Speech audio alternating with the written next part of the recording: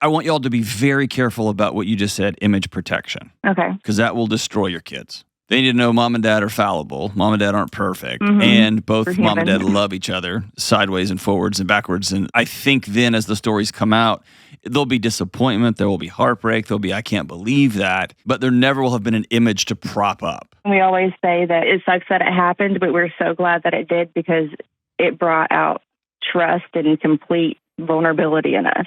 And that I didn't know that marriage took so much work. I don't think any of us do. Otherwise, we wouldn't do it. But also, I hear that sentiment so often behind closed doors. Yeah. I wouldn't change anything. And it was the worst time of our life.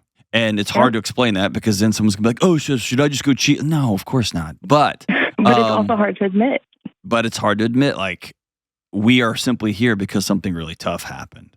Mm-hmm. So, again, this is so dependent on the reason the story would ever come out, who's telling what and how, the age of the kids, the maturity. There's some 18-year-olds that could hear this just fine. There's some 17-year-olds that could probably hear this just fine. And there are some 23-year-olds that, geez, man, it'd be a zoo. So I think it's just going to be context dependent. But I think that's something we would hold off for a long time. But I do want to be very careful about any sort of like image protection or any sort of look at how great everybody is. At the same time, it's important for my wife to say to my son especially, but to my daughter also, hey, your dad just did X, Y, and Z. I want y'all to see that because that's what a good man does.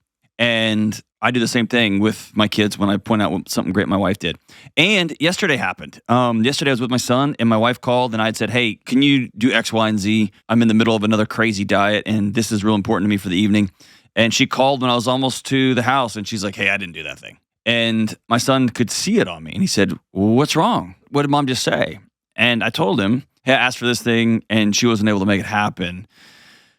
I'm disappointed. But then he got to also see me walk in the door and treat her with respect and kindness and dignity and to then make do with what I had in front of me. And so he got to see, oh, you get disappointed sometimes and then you go do the next right thing. You don't throw a temper tantrum. You don't yell and scream. You don't curse your wife, whatever.